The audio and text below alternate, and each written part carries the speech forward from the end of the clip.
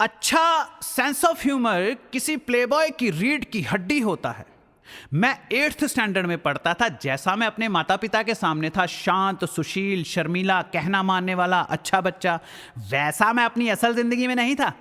यानी स्कूल में तो शायद मैं स्कूल का सबसे पॉपुलर लड़का था। जोशीला, रोबीला, हंसमुख, सफेद कमीज, यूनिफॉर्म की नीली पैंट से बाहर, ऊपर के 2 बटन खुले हुए, बायां हाथ जेब में, वायु प्रकृति का होने की वजह से मेरा दिमाग चारों तरफ दौड़ता था। स्कूल में सब मुझे प्लेबॉय कहते थे क्योंकि मैं हर लड़की से बात करने की कोशिश करता रहता था। पास से गुजरती हर लड़की को अच्छी तरह ऊपर से लेकर नीचे तक गौर से देखता था, उनसे नजरें मिलाता था। मेरी आत्मविश्वास से भरी हुई आंखों से वो आंखें नहीं मिला पाती थी।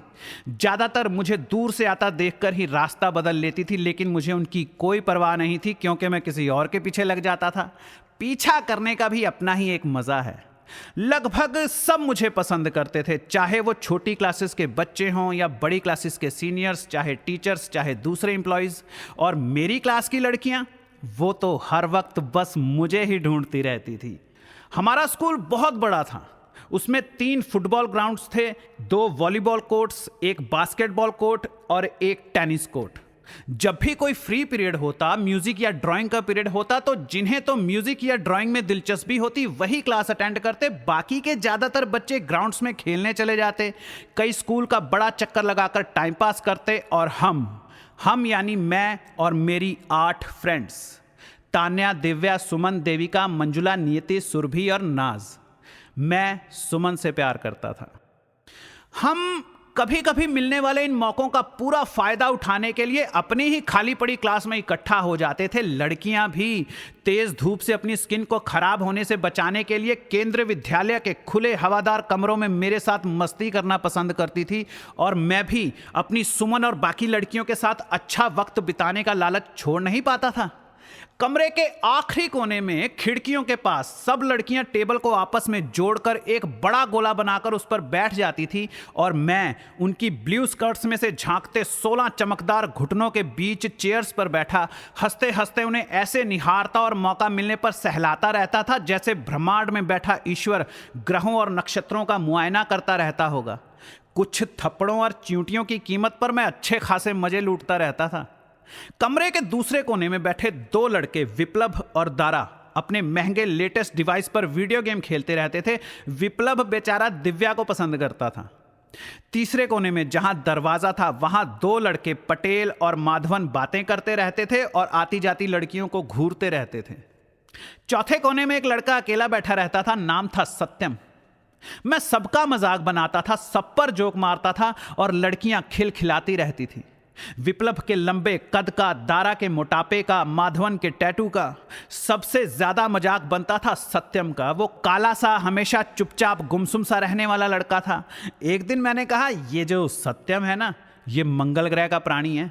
वहां के लोगों के बच्चे इसे देखकर डर जाते थे, इसलिए उन्होंने इसे पृथ्वी पर फेंक दिया।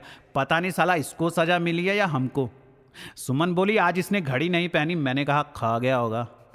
सुमन बोली, ये इतना सीरियस क्यों रहता है, सुबह सुबह अपनी शक्ल देख लेता है क्या? मैं कहता, साले चिंपैंजी को करंट लग गया। हंसी का एक और फव्वारा फूटता और सब खेलने वाले दरवाजे पर खड़े और अकेले बैठे हमारे इस ग्रुप को पलटकर देखते, और मैं कबीले की सबसे खूबसूरत 8 लड़कियों पर कब्जा करके बैठे किसी कबीले के सरदार जैसा महसूस करता। अच्छा सेंस ऑफ ह्यूमर किसी प्लेबॉय की रीढ़ की हड्डी होता है। लोग उसी के आसपास रहना पसंद करते हैं जो अपनी लाइफ को एंजॉय करता है, क्योंकि इस तरह उन्हें भी लाइफ को एंजॉय करने की प्रेरणा मिलती है। और अच्छे सेंस ऑफ ह्यूमर के साथ तुम अपनी घटिया से घटिया बात को भी मजेदार और पचाने लायक बना सकते हो।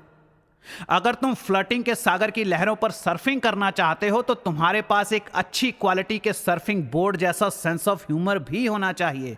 और सेंस ऑफ ह्यूमर डेवलप होता है निर्भयता से। एक दिन मेरी कोहनी के पास पहले नंबर पर बैठी तान्या से मैंने कहा, अरे यार ढंग से बैठो, तुम्हारी स्कर्ट के अंदर से तुम्हारे कलरफुल कपड़े नजर आ रहे हैं, मेरा दिमाग खराब हो रहा है। वो बोली, मेरा जैसा मन करेगा मैं वैसे बैठूंगी, तुम क्यों देख रहे हो, तुम्हारी गलती है। मैंने कहा, गलती भक्त की होती है या भगवान की? भक्त बेचारा तो भगवान की तरफ आकर्षित होगा ही ना। वो मुझे शुरू होने से पहले ही चुप करवाते हुए बोली, एक आदमी एक ही वक्त में इतना इंटेलिजेंट और इतना बदतमीज कैसे हो सकता है? I mean, how do you handle all this shit together? मैंने इसे अपनी तारीफ की तरह लिया और हाथ जोड़कर कहा, बस जी, हम तो रूपनगर के चीते हैं, शिकार पर ही जीते हैं। तान्या ने सुमन की तरफ इशारा करते हुए मुझसे कहा, तुम्हारा शिकार वहां है, वहां, अपनी नजरें वहां रखो, कोई और ना उड़ा ले जाए तुम्हारा शिकार। मैंने तान्या का इशारा करता हुआ हाथ पकड़कर नीचे किया और कहा, अरे यार, तुम लोग आपस में मत लड़ो, मैं तुम सबका हूं। कहते हुए मैंने अपने दोनों हाथ अपनी छाती पर रख लिए। नियति हैरानी से हथेलियां घुमाती हुई बोली, अच्छा खुद ही? हमें नहीं चाहिए भैया, तुम अगले घर जाओ। पर मैं किसी की सुनता हूं क्या? मैंने कहा, अरे मेरे पास एक बड़ा अच्छा प्लान है। कल ना मैं शराब पीकर आऊँगा स्कूल में, हाथ में शराब की बोतल पकड़कर। वो टीवी में दिखाते ना, वो फिल्म आती है सड़क फिल्म के संजय दत्त की तरह। मैं हर क्लास के दरवाजे को लात मार मार कर खोलूंगा, टीचर्स और बच्चों को माँ बहन की गालियां देता हुआ अपनी क्लास में आऊँगा। नाज बड़ी खुश हो रही थी, बोली, अच्छा फिर? मैंने कहा, फिर तुम सब लोग ना मुझे देखकर मुझ पर टूट पड़ना, मेरे चेहरे को चूमना, मेरे कपड़े फाड़ना, मेरी कमीज उतारना, मेरे गले पर यहाँ यहाँ यहाँ किस करना, दांत काटना। दिव्या बोली, पागल कुत्ते ने काटा है ना हमें। सुमन हंसती जा रही थी और ये सारी बकवास मैं बस उसी को हंसाने के लिए कर रहा था। मैंने कहा, मैं आगे से तुम लोगों को प्यार थोड़ी ना करूंगा, मैं तुम्हें गालियां दूंगा, थप्पड़ मारूंगा, लात मारकर फेंक दूंगा। तुम लोग फिर भी उठ कर मुझसे प्यार करना, आपस में लड़ना, कहना चंदू मेरा है, चंदू मेरा है, एक दूसरे के बाल नोचना, और मैं यहां बैठकर शराब पीऊंगा। आधी लड़कियां हंस रही थी, आधी अपनी हंसी को रोककर मुझे देने के लिए जवाब सोच रही थी। इतने में मंजुला बोली, साथ में एम्बुलेंस भी ले आना। मैंने मासूम सा चेहरा बनाकर कहा, एम्बुलेंस क्यों? दिव्या और नियति को भी मेरा मजाक पसंद नहीं आ रहा था। वो थोड़ा उखड़ती हुई बोली, क्योंकि पुलिस को तो हम ले ही आएंगे। मैंने कहा, एम्बुलेंस और पुलिस की क्या जरूरत है? तुम लोग आपस में लड़कर फैसला कर लेना ना। अगर मैच टाई हुआ तो जो अच्छा नाचेगी वो मेरी गर्लफ्रेंड बनेगी, सिंपल। सुमन को मेरे जोक्स बहुत पसंद आते थे। वो चहकती हुई बोली, या सिंपल। वक्त बीतता गया। मैंने सुमन को कई बार प्रपोज किया, लेकिन वो मुझे हाँ नहीं कह रही थी। तुम फ्रेंड हो, तुम फ्रेंड हो, बस यही कहती रहती थी। लेकिन दूसरी तरफ मैं उसे प्यार से यहाँ वहाँ छूता रहता था, चूमता रहता था। लेकिन ये सब कुछ मैं एक फ्रेंड के दायरे में कर रहा था। मुझे उसका बॉयफ्रेंड बनना था और उसे अपनी गर्लफ्रेंड बनाना था। पर वो कोई जवाब ही नहीं दे रही थी। कुछ महीनों बाद मैंने सोचा, पता नहीं ये कभी हाँ भी करने वाली है या नहीं। क्यों ना मैं मंजुला के भी पीछे पड़ जाऊं। वो भी बड़ी खूबसूरत लड़की थी और कई बार तो उसने मुझे सुमन के पीछे जाने से रोककर, मुझे सुमन से छीनकर मेरे साथ घंटों फ्लर्ट किया था। लेकिन मैं सुमन का पीछा छोड़कर अगर यूं ही मंजुला के पीछे पड़ जाऊंगा तो सुमन सोचेगी कि मैं कुछ और देर उसकी हाँ का इंतजार नहीं कर सकता था और दूसरी लड़की के पीछे पड़ गया। सो मैं उसे सीरियसली नहीं लेता था। पर अब मैंने चुपके से मंजुला को भी प्रपोज कर दिया। वो आगे से ऐसे मुस्कुराने लगी जैसे उसे पहले से ही पता था कि मैं एक ना एक दिन प्रपोज कर ही दूंगा। खैर, हाँ तो उसने भी नहीं कहा, पर अब वो मुझे देख देख कर हंसती रहती थी। 8th स्टैंडर्ड के बाद 9th के बाद 10th, 3 साल बीत गए। इन 3 सालों में मैंने सुमन और मंजुला के साथ साथ देविका को भी प्रपोज कर दिया, क्योंकि वो स्कूल की सबसे दोस्ताना और खुशमिजाज लड़की थी। हाँ में जवाब तो अभी किसी का भी नहीं आया था, लेकिन मुझे पूरी उम्मीद थी कि मंजुला मुझे हाँ कहेगी। मगर मैं दिल से चाहता था कि सुमन ही मान जाए। वो मेरा पहला सीरियस वाला प्यार था। इन्हीं सोचों में उड़ता हुआ मैं पानी पीकर अपना स्कूल बैग लेने के लिए क्लासरूम में वापस जा रहा था और दूसरी तरफ मेरे मन में ख्याल आ रहे थे कि मैं फ्यूचर में क्या बनूंगा। कभी पिताजी की बातें सुनकर सोचता था कि पॉलिटिक्स में जाऊं, बिजनेस करूं, और कभी मां की बातें सुनकर सोचता था कि इंसानियत के लिए कुछ करूं। मां और पिताजी की बातें मेरे दिमाग में पैरेलल चल रही थी, दोनों एक दूसरे से बिल्कुल अलग। ऊपर से इन लड़कियों ने दिमाग खराब कर रखा था। कोई एक हाँ कहे तो मैं भी अपने फ्यूचर पर कंसंट्रेट कर पाऊं। सुमन और मैं एक हो जाएं तो मैं पूरी दुनिया जीत सकता था। कभी कभी हम जिसके बारे में सोच रहे होते हैं वही सामने नजर आ जाता है। चलते चलते क्लासेस के सामने से गुजरते हुए मेरी नजर अचानक एक क्लासरूम में पड़ी। एक लड़की आखिरी कोने में 3 बच्चों के बैठने के लिए बने लकड़ी और लोहे के नए मजबूत बेंच के किनारे पर दोनों पांव बाहर किए दीवार की तरफ मुंह करके बैठी थी। मुझे उसे पहचानने में देर नहीं लगी, जिसे मेरी नजरें हर वक्त ढूंढती रहती थी। मैंने थोड़ा सा अंदर जाते हुए कहा, अरे सुमन, यहां क्यों बैठी हूं? वो चौंक कर पीछे पलटी। उसने पहले मेरे कंधे के पार देखा कि मैं अकेला ही हूं या कोई और भी साथ है, फिर मेरे चेहरे को देखकर बोली, थैंक गॉड तुम हो। उसकी आंखों में आंसू थे, पता चल रहा था कि वो फूट फूट कर रो रही थी। क्या हुआ, रो क्यों रही हो? मैंने उसे रोते हुए इतनी सही टाइमिंग पर पकड़ा था कि वो जो एक पल के लिए संभली थी फिर से बिखर गई। बोली, सत्यम और मेरा ब्रेकअप हो गया है। मैंने कहा, क्या? वो बोली, जानते हो मैंने उसे कितना प्यार किया था। यह बात मेरे मुंह पर उस जोरदार घूंसे की तरह पड़ी जिसने मेरे जबड़े को तोड़ते हुए मेरी खोपड़ी को कमरे के कोने में पड़े टेबल में धंसा दिया। मैं अभी संभला ही था कि वो चटर पटर करती हुई बोली, जानते हो मैंने उसकी कितनी गलतियां माफ की। मुझसे पहले उसका देविका के साथ अफेयर था। मैंने सोचा चलो जाने दो, मिट्टी डालो, लेकिन पहले देविका, फिर मैं, और अब मंजुला। इस बार मैं चिल्लाया, क्या? और मैच की आखिरी गेंद पर छक्का खाने वाले बॉलर की तरह अपने हाथ से निकलती जीत को आसमान में तैरते जाते हुए देखा और पेड़ से पककर रेत में गिरने वाले नारियल की तरह सुमन के बिल्कुल सामने पड़े बेंच पर धड़ाम से बैठ गया। मेरा इतना बुरा रिएक्शन देखकर सीसा झूले की तरह मेरे बैठते ही वो उठ गई और चीखी, तुम तो ऐसे चिल्ला रहे हो जैसे वो तुम्हारा भी बॉयफ्रेंड था। इससे पहले कि मैं उसकी ये बात समझ पाता, वो फिर से सक पकाई, हां हो भी सकता है, he is such a play boy. मैं पता नहीं क्या कहना चाहता था मगर यकायक चिल्ला बैठा, अरे लेकिन प्ले बॉय तो मैं हूं। वो बोली, व्हाट?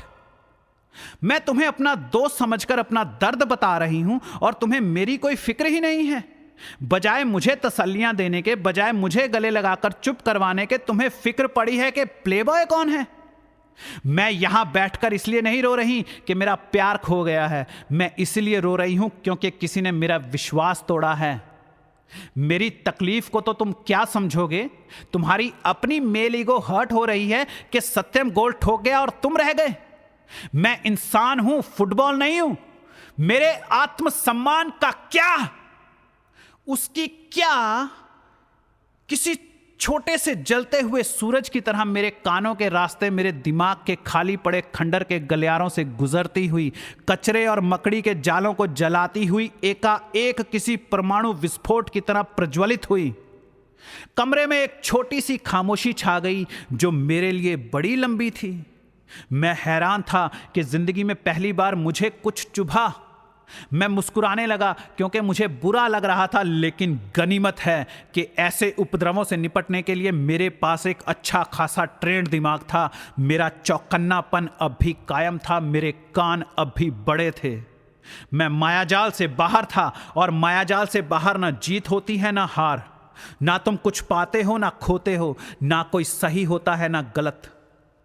सेकंड फ्लोर पर बने उस क्लासरूम के बाहर से पीले होते होते गुलाबी हो जाने वाले सफेद फूलों के ऊंचे ऊंचे पेड़ों की एक कतार स्कूल के मेन गेट तक जाती थी।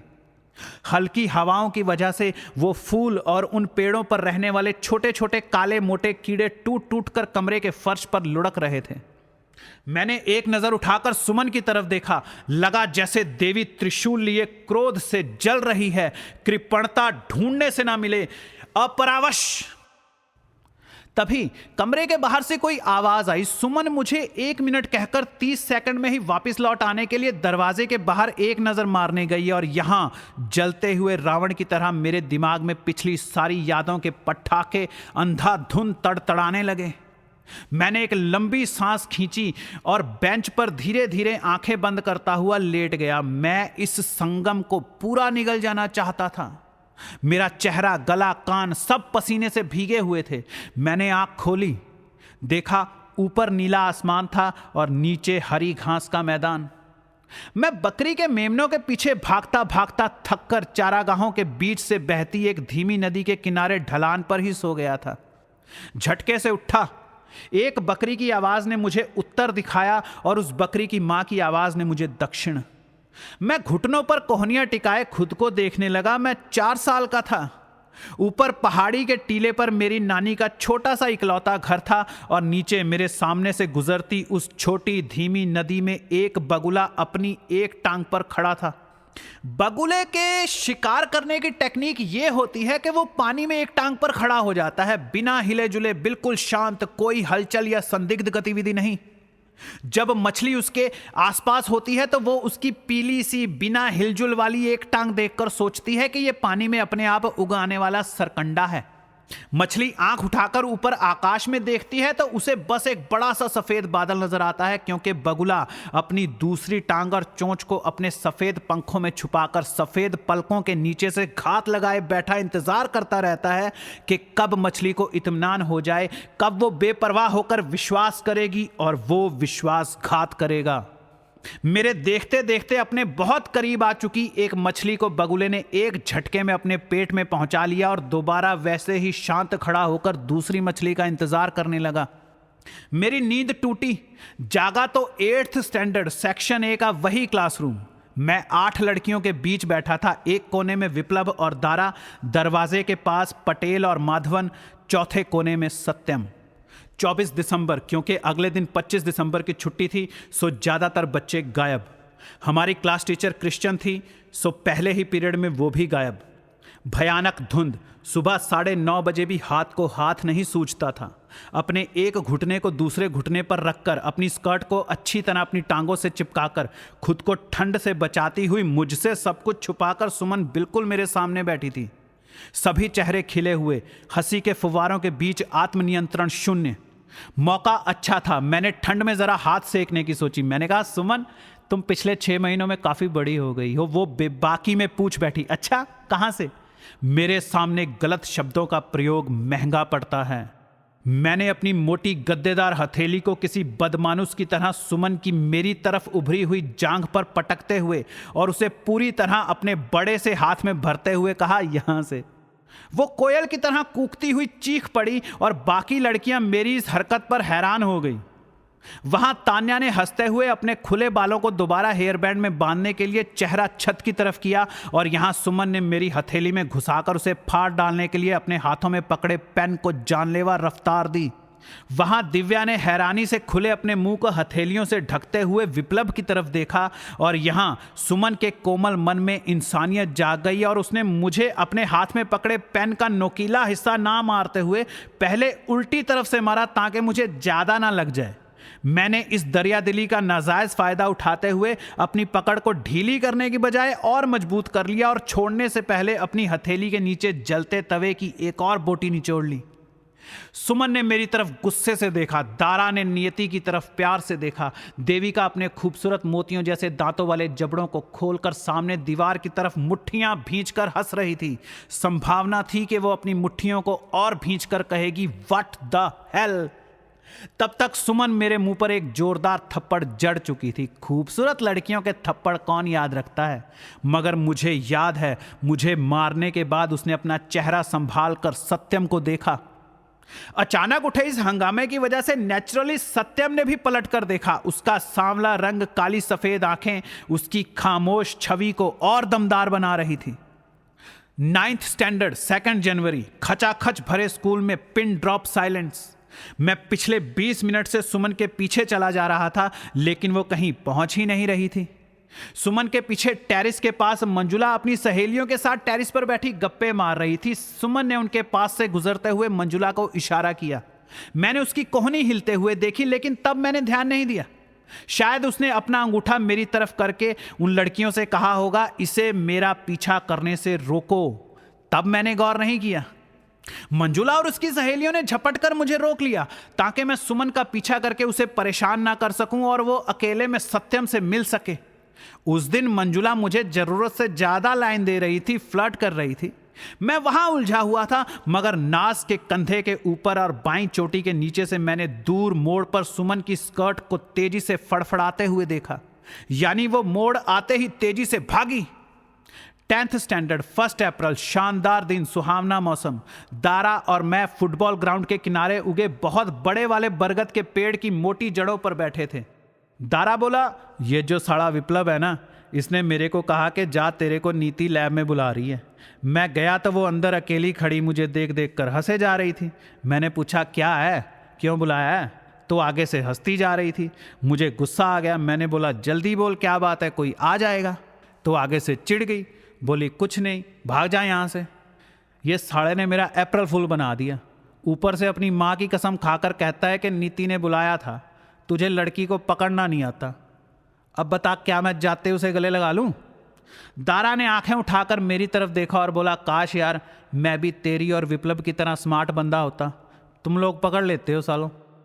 उसकी आंखों में मुझे वही बेबसी नजर आ रही थी जो मैं अभी अभी सुमन की आंखों में देख कर आ रहा था।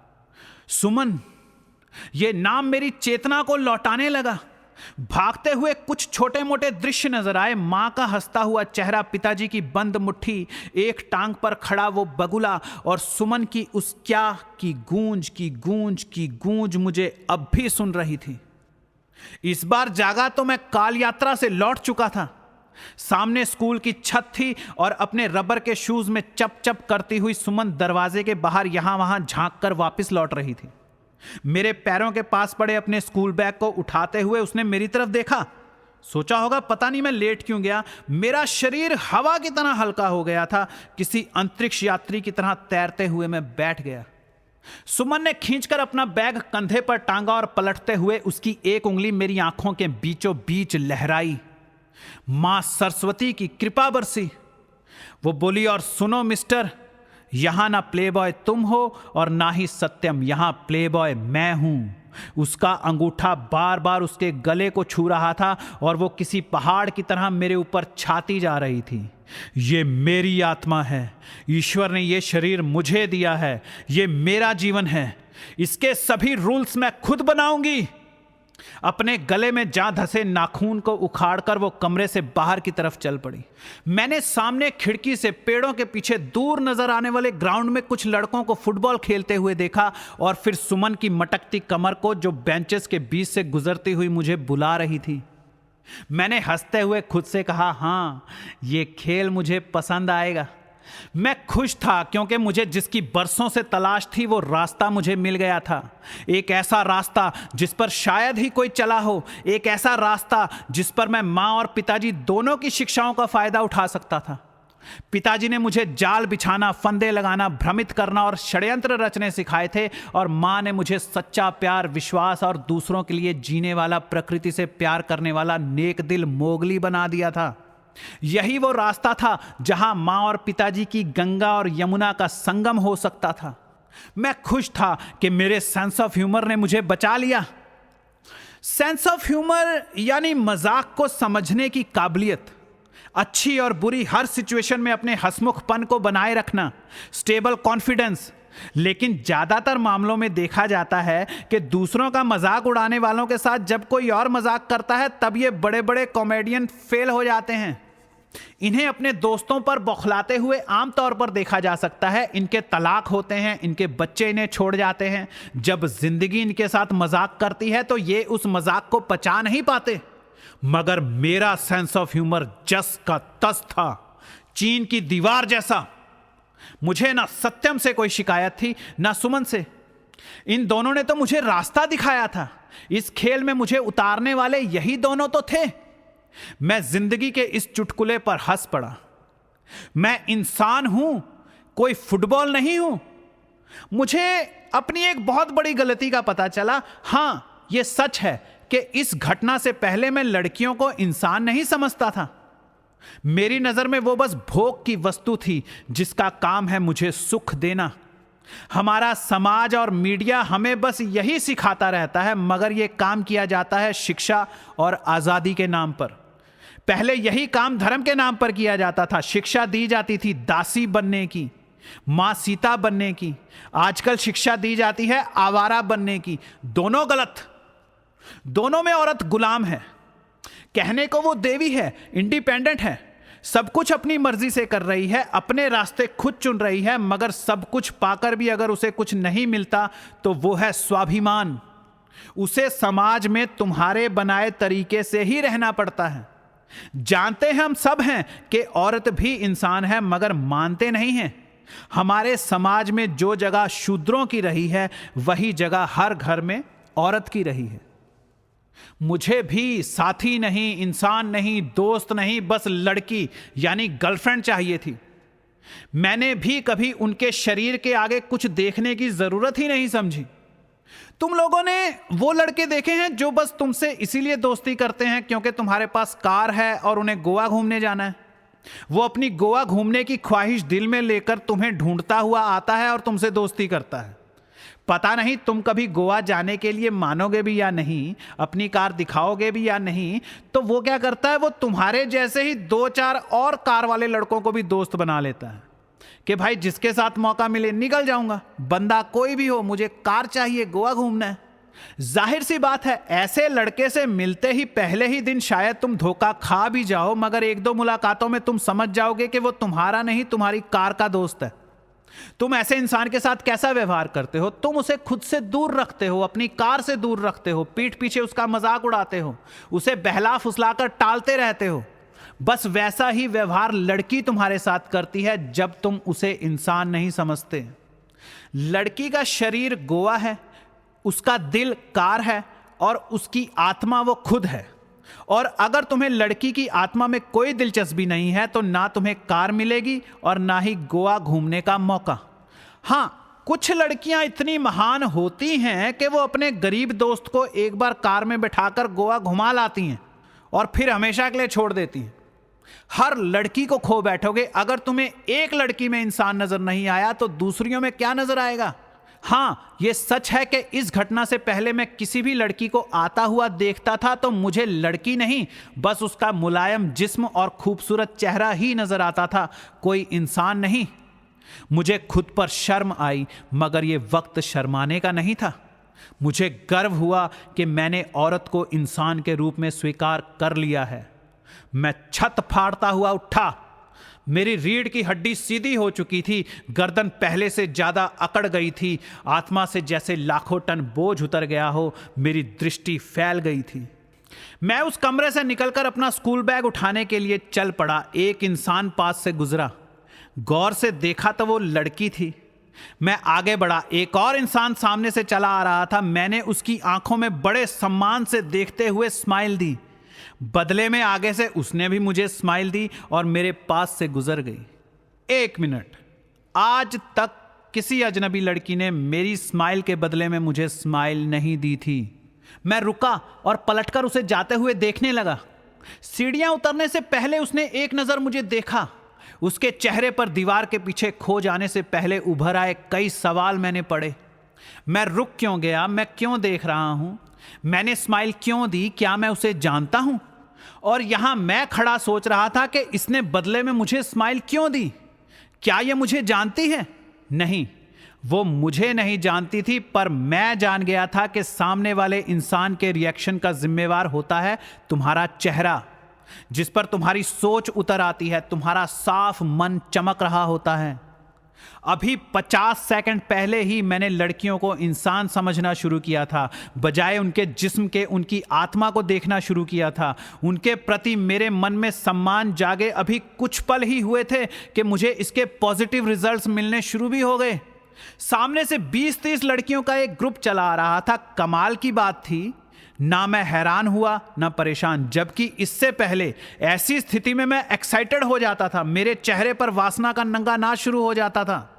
मैं या तो ज्यादा शरीफ बन जाता था या ज्यादा चौड़ा होकर चलता था ताकि एक आधी लड़की मुझसे टकरा जाए, क्योंकि मेरे गुजरने से सब इधर उधर दीवार से तो चिपकने ही वाली होती थी।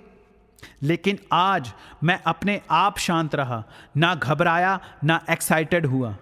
इंसानों से क्या घबराना, वो भी कोमल प्यारे दयावान इंसानों से। उन सब लड़कियों ने आपस में बातें करते करते मुझे अपने बीच से सटकर ऐसे गुजर जाने दिया जैसे मैं उन्हें नजर ही नहीं आ रहा था। हैरानी और खुशी से मेरा चेहरा लाल हो गया। मैं उड़ता हुआ स्कूल के मेन गेट पर पहुंचा। आज पिताजी मुझे स्कूल से लेने आने वाले थे। यहां से हम दोनों ने एक शादी की पार्टी में जाना था। मैंने देखा सुमन गेट के बाहर खड़ी अपनी किसी सहेली का इंतजार कर रही थी। मैं चंद मिनटों में वायु से पृथ्वी हुआ, संभला और अग्नि का ताज पहनकर जल के सिंहासन पर जा बैठा। मैंने सुमन के पास जाकर पूछा, तुम ठीक तो हो ना? वो कुछ पल मुझे चौंक कर देखती रही और बोली, या आई एम ऑल राइट। मैंने अभी अभी मिली इस सुपर पावर की जिम्मेदारी को अपने मजबूत कंधों पर संभालते हुए कहा, देखो यार, आई एम सॉरी। मुझे दुख है कि मेरी दोस्त को किसी ने चीट किया है। I know how it's feels. वो मुस्कुराई और रोने लगी। तभी अपनी गाड़ी का हॉर्न सुनकर मैंने पिताजी को इशारा किया और सुमन को बाय बोलकर उनकी तरफ भागा। ड्राइविंग सीट के बाहर खड़े होकर मैंने पूछा, डैड गाड़ी मैं चलाऊं? वो बोले नहीं। मैंने कहा ठीक है और आगे उनके साथ बैठ गया। मेरे बैठते ही उन्होंने कार दौड़ा ली और पूछा, वो लड़की रो क्यों रही थी? मैंने कहा, डैड वो मेरी फ्रेंड है, उसका ब्रेकअप हो गया। वो बोले क्या क्या हो गया? मैंने कहा ब्रेकअप। वो बोले वो क्या होता है, कोई हड्डी वड्डी टूट गई क्या? मैंने कहा नहीं डैड, उसका उसके बॉयफ्रेंड के साथ ब्रेकअप हो गया है। वो बोले दोनों की हड्डी टूट गई है क्या?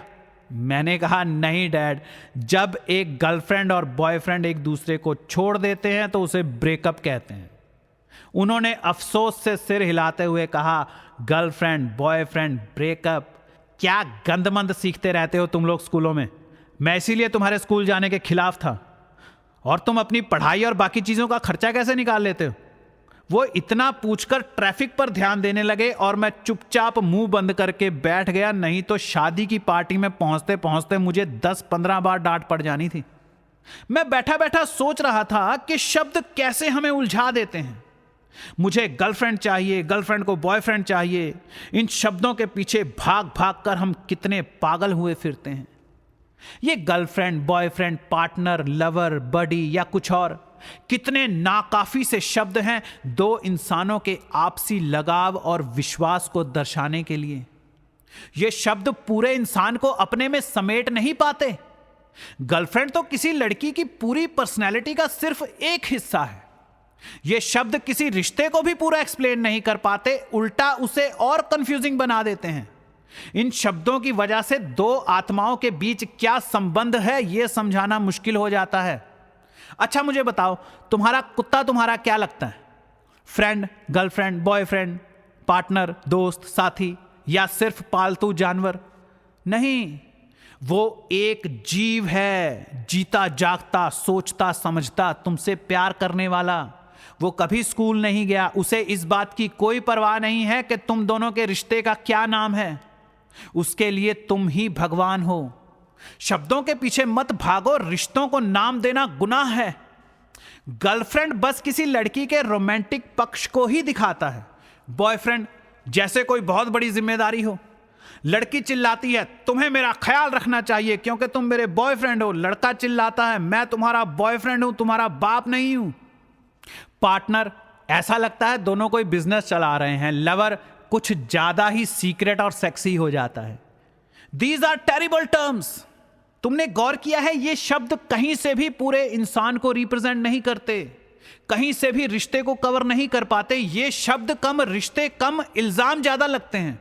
ऐसा ही होता है ना, जब कोई पूछता है कौन हो तुम दोनों? जी जी हम दोनों फ्रेंड्स हैं। फ्रेंड्स वो क्या होता है? एक दूसरे से प्यार करते हो? जी जी हाँ प्यार तो करते हैं, पर फ्रेंड्स की तरह, लवर्स की तरह नहीं। वो गर्लफ्रेंड बॉयफ्रेंड वाला सीन नहीं है जी। अच्छा, लगते तो गर्लफ्रेंड बॉयफ्रेंड हो, इतना पास पास क्यों बैठे हो? जी जी वो बहुत अच्छे फ्रेंड्स हैं ना, बेस्ट फ्रेंड्स, इसलिए। कहां शब्दों के चक्रव्यूह में फंसे हुए हो। अपने दिमाग से इन शब्दों को उखाड़ फेंको। रिश्तों को नाम देना बंद करो। रिश्ते पंखों जैसे होने चाहिए, जंजीरों जैसे नहीं। दो लोग एक दूसरे के साथ कंफर्टेबल फील करते हैं तो वो चाहे एक दूसरे से प्यार करें या ना करें, ये उनका पर्सनल मामला है। उन्हें अपने माथे पर गर्लफ्रेंड बॉयफ्रेंड का ठप्पा लगाकर घूमने की जरूरत नहीं है। अपनी लाइफ को पर्सनल रखो। कोई पूछे कि तुम दोनों एक दूसरे के क्या लगते हो, तो सबसे सुंदर जवाब है पता नहीं। रिश्ते कहीं शब्दों में बंधते हैं, रिश्ते कोई नामों के मोहताज होते हैं। सबसे ताकतवर और भयानक शब्द हैं पति और पत्नी। ये दोनों शब्द ही बड़े डरावने हैं। इनके साथ इतनी जिम्मेदारियां जुड़ी होती हैं कि उन्हें पूरा करने में पूरा जीवन कम पड़ जाए। औरत अच्छी पत्नी बनने की कोशिश में इस शब्द, इस रिश्ते से बाहर जी ही नहीं पाती। उसे कोई किसी की पत्नी से ज्यादा कुछ नहीं समझता। वो पत्नी शब्द में सिमट जाती है।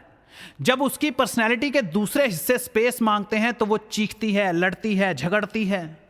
दूसरी तरफ पति अंधाधुन मेहनत करने में लगा होता है ताकि पति का फर्ज निभा सके।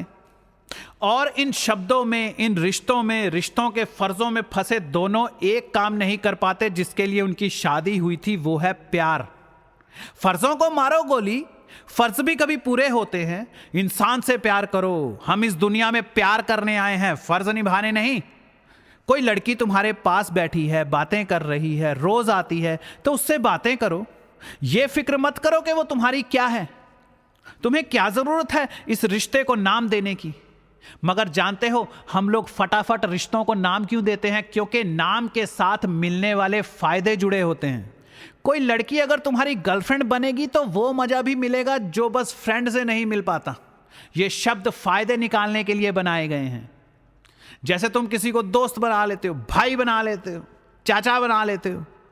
कोई शब्द तय नहीं कर सकता कि तुम किसी के क्या हो, कोई तुम्हारा क्या है। खैर, मैं और पिताजी मैरिज पैलेस पहुंचे। मैंने कुछ लोगों के पैर छुए, कईयों का हालचाल पूछा और बस खाने पर टूट पड़ा। सुबह से जबरदस्त भूख लग रही थी। अपने लिए प्लेट उठाकर मैं बफे में लगी डिशेस में से अपने लिए डिश पसंद करने लगा। मैं हॉट केसेस के ढक्कन उठा कर देख रहा था, भांफ के झोंकों से प्रसन्न होता हुआ। ये बाद में, ये भी बाद में। तभी किसी इंसान का गरम मुलायम कंधा मेरे कंधे से आकर जुड़ गया।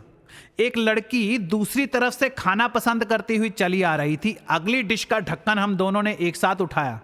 भांफ के बादलों के बीच से सफेद बासमती चावल और चमकते हुए मटर पनीर के टुकड़ों को देखकर हम दोनों के मुंह से एक साथ निकला, वाह। मैंने मन में सोचा, शुरुआत करने के लिए सबसे अच्छी चीज हल्के चावल। मैंने आगे बढ़ते हुए पहले उसकी प्लेट में वेज पुलाव के 2 बड़े चम्मच डाले। वो थैंक यू कहकर अगली डिश पर लपक गई और मैं अपने लिए चावल और 4-5 और चीजें प्लेट में डालकर अपने बैठने के लिए जगह ढूंढने लगा। वहां आर्मी ऑफिसर्स की कई बेटियां बला की खूबसूरत बनकर छोटे छोटे समूहों में पलट पलट कर मुझे, मेरी अकड़ी हुई गर्दन, चेहरे पर आत्मविश्वास, फैली हुई दृष्टि और ऊपर तक भरी हुई प्लेट को देख रही थी। मैं भी उनको नजर भर भर कर देखता हुआ गुजर रहा था। उनमें से एक भी लड़की ने मुझसे नजरें नहीं चुराई। वो भी मेरी आंखों में देख रही थी, लेकिन मैं अपने लिए लड़की नहीं, आराम से बैठकर खाने के लिए जगह ढूंढ रहा था। पीछे की तरफ काफी टेबल खाली थे। मैं वहां चला गया। एक टेबल पर वही वेज पुलाव वाली लड़की अकेली बैठी थी। मैंने उसके पास जाकर पूछा, मैं आपके पास बैठ जाऊं? वो बोली, श्योर। अपनी बड़ी सी स्माइल के साथ उसने मेरा स्वागत किया। मैं उसके सामने वाली खाली चेयर के बगल वाली चेयर पर बैठ गया, उसको स्माइल दी और गपागप खाने लगा। बीच में सांस लेने के लिए रुका तो सामने से 2 लड़कियां गुजरती हुई मुझे देख देख कर हंस रही थी और एक दूसरे के कानों में कुछ कह रही थी। मैं बस इस मजेदार अनुभव का आनंद लेता हुआ मुस्कुरा रहा था। मेरे पास बैठी वो वेज पुलाव तब से मुझे देख रही थी। मजाक करते हुए बोली, इन दोनों लड़कियों में से आपको कौन सी पसंद है? मैंने चौंक कर कहा, एक्सक्यूज मी, ये जो लड़कियां अभी यहां से गुजरी हैं, इनमें से आपको कौन सी अच्छी लगी? मैंने कहा, दोनों ही अच्छी हैं। वो बोली, नहीं, ग्रीन ड्रेस वाली ज्यादा खूबसूरत है, देखो। मैंने वहां देखने की बजाय उस लड़की की आंखों में देखते हुए कहा, सब लड़कियां अच्छी और खूबसूरत ही होती हैं। मुझे तो आज तक वो लड़की मिली नहीं जो अच्छी और खूबसूरत ना हो। इतना कहकर मैंने सलाद का एक छोटा टुकड़ा मुंह में डाला और वो टेबल पर कोहनी रखकर हथेली पर चेहरा बिछाकर मुझे देखने लगी। मैंने पूछा, तुम्हारा नाम क्या है? वो अपने बंगाली एक्सेंट में बड़ी बड़ी गोल आंखों के साथ होंठों को भी गोल करते हुए बोली, मौसमी। और तुम्हारा? मैंने कहा, चंद्रू।